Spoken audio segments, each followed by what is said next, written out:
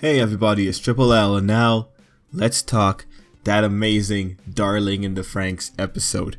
Alright, listen, if you were a fan of Darling in the Franxx, if you liked Zero 2 or Hiro to some degree, no doubt, I think you're going to end up really liking this episode.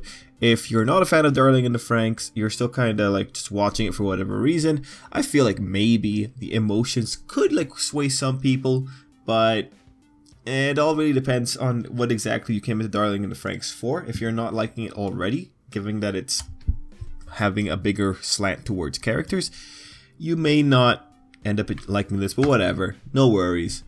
You do you. Anyway, we're going to talk about the episode. It's a full episode. There's a lot of cool ideas going into it. Like right off the bat, if we were to talk, we could talk about Ichigo for a very quick second. We could talk about Mitsuru and his potential plots in the future. And those are the two plots that really aren't really that important in the grand scheme of things, especially considering what the whole episode was about.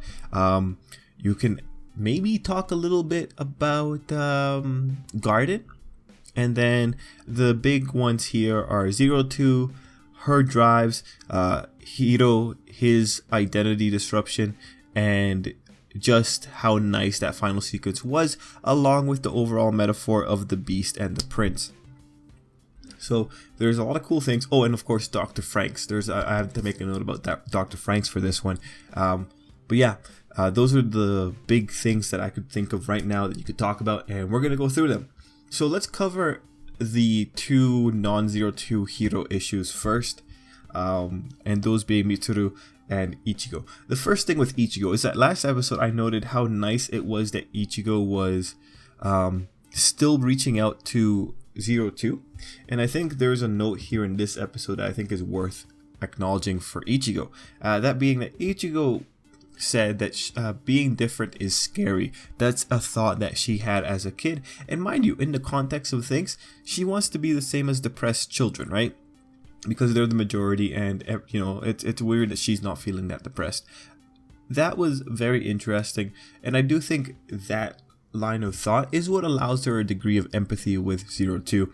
If we look at Ichigo's interactions with her, and if we see that part of her is like reaching out to Zero 2 because of that unsettledness with being different, if Ichigo understands what it is to be different, it makes sense that she would take those feelings that she's had before, the fear of being different, and she's like being empathetic towards Zero 2, and that would be a pretty good way of explaining how, I guess, to what degree she's been willing to reach out to Zero 2 before. But as we see at the end of the episode, Ichigo's full on in the boat that Alpha 9 put her in, and so now we're at this point where we have to wonder whether or not Snake in the Garden is 9 Alpha. And guys, I'm sorry if I mix it up with that name, but we have to see if she's going to be on the total. We have to be careful of Zero 2, or if she's going to extend sympathy to Zero 2 again.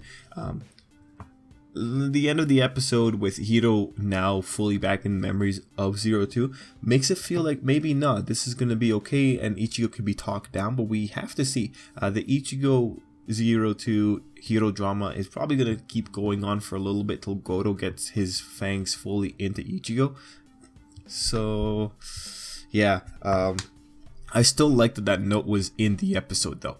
Okay, moving on, going towards Mitsuru. So what I really liked here is that as we're going through all this shit, Mitsuru and Hiro's segments are popping up in the memories. And we especially see the moment where Mitsuru got really upset towards the end. I believe it was like a 21 minute mark, 21 minute 47 seconds. I needed to write that down because I am going to be using a picture from it. But yeah, that's pretty cool. Okay, look, one of the things that I really hated about Kokoro in her episode with Mitsuru was that she was in the camp of it's okay to like be like this and not correct this mistake. It's okay to not confront Hiro about it. It's okay because these kind of things are going to happen because we're imperfect beings. Man, if there was ever a moment that I hated that girl, it was there. I don't really care about the Futoshi stuff. I care more about that. So anytime I get to see any possibility of Kokoro being proven wrong and like just putting her in her place, I'm okay with, man. I'm totally okay with it. And the thing is that now that Hiro has this extra little memory of Mitsuru popping in there, I want to believe that that's gonna it's gonna pave the way for a reconciliation between the two. If we get a sequence of Mitsuru crying over Hiro in particular and them fixing their thing, squashing their beef, that'd be awesome, right? Like, look, man, if anything, I've seen mental health is important. Everyone who's healthy mentally tends to do better. So I kind of want to see that occurring here. That's what I'm in for. I want to see that. I'm hoping hard for it. Okay, the last point that's not Zero, 2, and Hiro mostly is a point coming from the last episode. So this episode, I think, is the type of episode where you kind of have to go back into previous episodes and watch Zero, 2's interactions. And because of that, there's going to be some points I'm going to bring up in this video that I might be wrong on, just because my memories aren't pristine enough to be able to remember the fine details. So I'll ask you guys a question in a little bit, and then we'll just go on from there. Anyway, in the last episode, the kids were saying that they weren't sure if they went through these kind of testing when they were seeing the kids being tested by Garden now. But in this episode, you see that they were at least playing chess. Mind you, it doesn't seem as intense, and I'm not sure if there was another shot that was showing how intensive the training was for the kids in this segment or in their time there. But it's just something interesting. Now that we know that memory manipulation is confirmed in play, it's one of those things that we have to kind of look at with careful eyes, because it's just kind of sketchy. Things just seem kind of sketchy when it comes to what the kids are able to recall. Alright, let's get into the meat of the episode. But before we get into that, very quick question. I was talking with Kara about this because we were watching the episode together, and we have two different opinions on this. Guys, what do you think's actually going on with Zero 2's memory state? Because from this episode, it's my understanding that she also underwent the memory erasure procedure, and maybe she has fragmented memories of the whole thing. Because when you look at Zero 2's behavior or what she's mentioned in the past, we know that she has an attachment to the name Zero 2, or that she was hesitant to be given a new name by Hiro, and we also know that she's referred to a boy before. But I don't recall that when she was referring to the boy, if she was referring to that in that memory altered state from the last episode where she was in red, fully red. Anyway, I'm losing my point. My understanding was that Zero 2 doesn't have the memories, but she's kind of acting on the emotion of the memories, so she still has the emotions of the whole thing, and she's dealing with it. Kara thinks that Zero 2 has more fragmented memories, and the fragments are enough for her to motivate her behavior. And this is a big deal, because when it was the last episode, I was wondering how indoctrinated Zero 2 was, that she could become human if she killed all the Klaxosaurs. But now in this episode, it seems that the drive to be human, is there because of the boy. And then maybe the whole Klaxosaur thing is the thing that was shoved in there by Ape or something. So it was very eye-opening for me, this episode. But I do wonder, what do you guys think? Do you guys think she's being driven by the memory of the emotions? Like, she understands the way she felt, but she doesn't have the full memories to give it the context?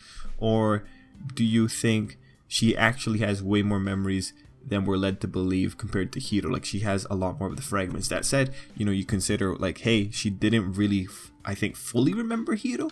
It's weird, right? I think either way could justify the behavior that Zero 2's had. So I think whatever reason or whatever way this is working, whatever we rationalize will be fine for it, of those two choices. But it does bring things into context, like Zero 2's flip-flopping behavior. All of a sudden she's kind of angry at Hiro, and then by the end of the episode she's behind him, hugging him again. If you take it as she's dealing with a conflict of, this guy in front of her is pretty amazing, but there's also this other guy she couldn't be with in the very beginning, who she had to be separated from because they weren't human. And then, or even if you change the variation to, you have this amazing guy, but then this guy also doesn't remember you. Either of those sources of drama could justify Zero 2's behavior. She's dealing with some pretty hard situations when it comes to Hiro himself.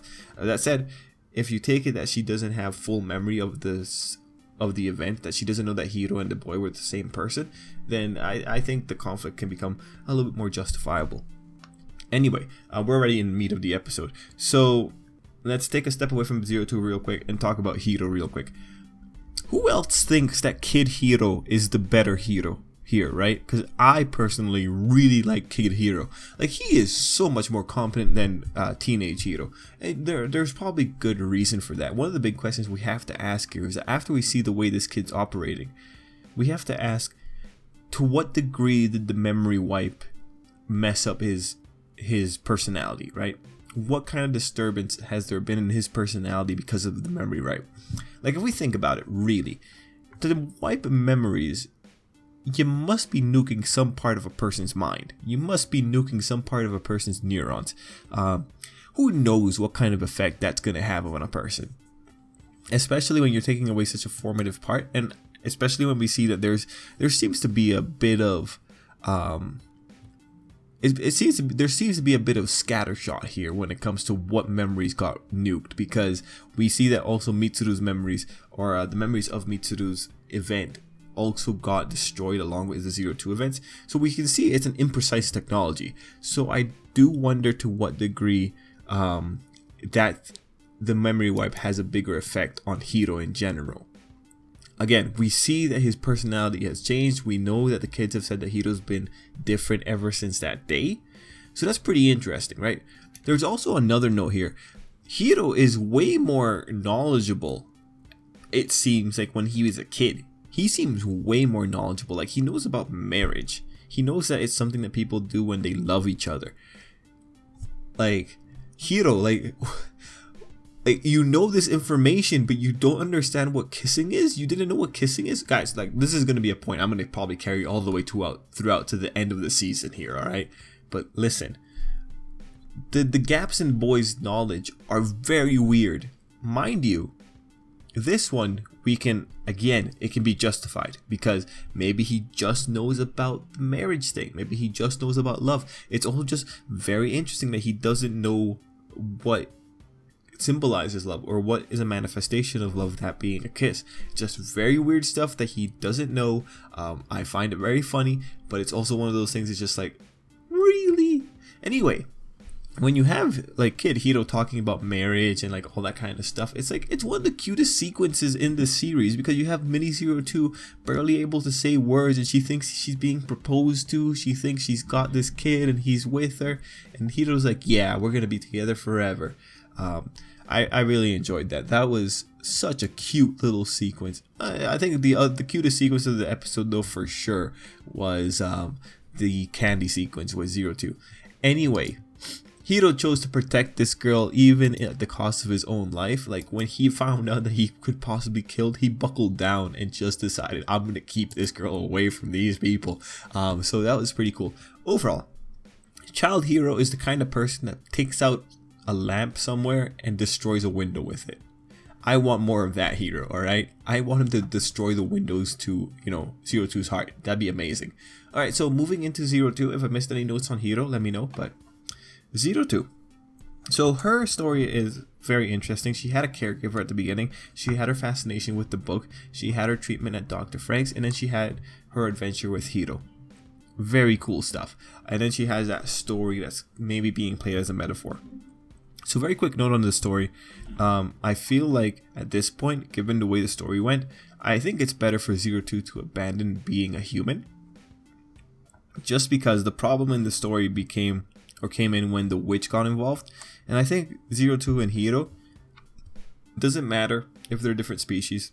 It doesn't matter if they've got different blood going through their veins. I think 02 is close enough to human that you can justify the two being together. I think that this should just be something where Hiro accepts her for all of what she is, including the beast parts, and they just get along well. Because if anything, that story says trying to be human, it's gonna screw you over. So I don't want to see it. And heck, with Hiro approaching Klaxoforcation, I don't know what word they're using for this, the Klaxosaurus transformation, I think he's just better off just kind of holding out with 02 and just being together with her. That said, we don't know exactly what the transformation to Klaxosaur means for a person, but hey, whatever. I just, at this point, I'd rather them not go down the route of the story. Unless the story has a part 2 where the prince goes and saves the now monstrified, the monster princess or beast princess. If that were the case, then, that's all cool. But for now, this seems to be like the story is finished, it's definitive, and we just need to make sure that Zero Two does not go down that path. And we've seen already that the path of killing Klaxosaurus is not a healthy path for Zero Two. Now, going back to Zero Two, I mentioned it earlier, but figuring out just how much memory Zero Two maintained from this moment with Hiro, it's going to be one of the critical things, because we know the little markers. We know that she cared about the Zero Two name. We know she knows about the boy to some degree in her mind. And seeing just that final moment where Zero Two and Hiro are like meeting together in the Franxx, and she's just pointing out who she is, man, that was heartwarming. Zero Two got the best time with Hiro, and I want to see them build off this. I want to see the relationship get stronger. I don't want to see any more of these, step backs with Zero Two getting really angsty and getting really upset. But mind you, given the pressure or that the events coming from these memories, makes sense that she's in this mental spot. But given that Hiro's right there with her, I think she could take a step back and stop trying to separate Hiro from her. Mind you, if she has this memory of the first darling in her head, then it makes sense that Hiro would be someone who she keeps away at times. I think that kind of barrier should be gone now if they fully accept the memories that they're getting back in this whole sequence. Finally, let's talk about Dr. Franxx. I think I already talked about Zero Two enough. She was the cutest thing in the episode, but Dr. Franxx. So in previous episodes, I say like Dr. Franxx is probably the best person for the children. And given this episode, given the torture that he was okay with putting Zero Two through, I will still kind of say that he is best for the children in the sense that he cares more about science than he does about people. And in that sense, it means the kids are safe, right? Because the kids are safe as long as they are valuable research subjects. As long as they continue being valuable in this guy's eye, he probably has enough sway that he can keep the pressure off of them, as long as they keep producing interesting results. So it's a strange form of caring, but it's one of those things that we have to take advantage of. That said, because Dr. Franxx is associating himself more with the pursuit of knowledge, that's a far more neutral type of pursuit. When you have that kind of pursuit going on, it's very easy to write the character into being an evil person if he does things for the sake of research. Like he kills kids for the sake of research. So keeping that in mind, that's might be something that we have to look forward to in the future. Honestly, when I see Dr. Franxx right now and looking at the horn that he has on his head with his little mask, I do think there's a good potential that Dr. Franxx could be the final villain of Darling in the Franxx. Could happen, but we'll really have to see. We need a little bit more characterization for the guy, and we still have half a season. A lot could happen in that time. So, it's something to look forward to in the future. Definitely, for sure. Anyway, we're at the end of the video. Final notes that I have to say, they found a mistletoe tree. I really like the artsiness of this episode. I love the sequence where Hiro's breaking the window with a lamp. And overall, I love the interactions between the two characters. Great episode. Loved it. Guys, let me know what you thought down below. And yeah, till next time, I hope you have a great day.